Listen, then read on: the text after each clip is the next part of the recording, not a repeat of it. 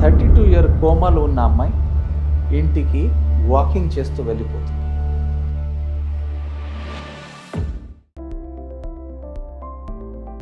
Sir, ఈ hospitals annual events చేస్తుంటాయి కదా, చాలాసార్లు ఇప్పుడు క్యాన్సర్ గురించో వాటి గురించో అంటే మనకి తెలిసి ఉంటుంది, కానీ చాలాసార్లు ఆ డిసీజెస్ ఏంటో కూడా చాలాసార్లు తెలియదు. And probably that's the reason why you do these things. But more or less నాకు ఇవి చాలా just for the sake of it అని చెప్పేసి అనిపిస్తుంటాయి.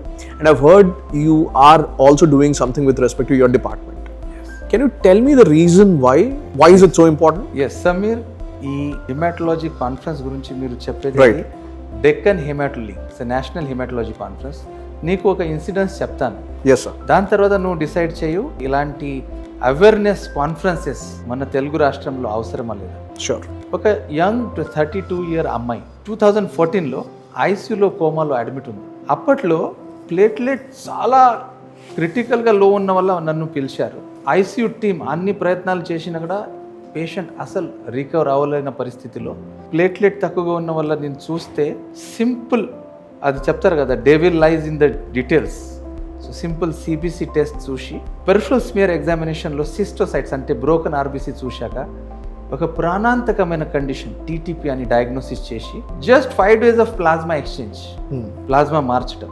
5th day ఆ 32-year కోమాలో ఉన్న అమ్మాయి ఇంటికి వాకింగ్ చేస్తూ వెళ్ళిపోతుంది. సో ఇప్పుడు నువ్వు చెప్పు, ఆ డాక్టర్ది తప్ప, ఈ ట్రీట్మెంట్ చేసే టీం తప్ప? అసలు కాదు. అవేర్నెస్. ఇలాంటి హెమటాలజీ ఇష్యూస్ ప్రాణాంతకమైన ఉండొచ్చు, ఏ డాక్టర్ తప్ప? Absolutely no. This is lack of awareness.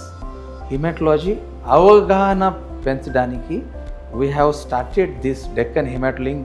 And this year 3.0 version, 3rd version, ఈ వచ్చే 21st, 22nd ఫిబ్రవరిలో ఈ కాన్ఫరెన్స్లో ఆల్ ఇండియా నుంచి హెమటాలజీ ఎక్స్పర్ట్స్ ఇలాంటి చిన్న చిన్న క్లూస్ ద్వారా ఈ ప్రాణాంతకమైన బ్లడ్ జబ్బులని ఎలా పట్టుకోవచ్చు, దాన్ని ఎలా కాపాడుకోవచ్చు, ఈ awareness we are sharing. And this is a mission we will continue every year.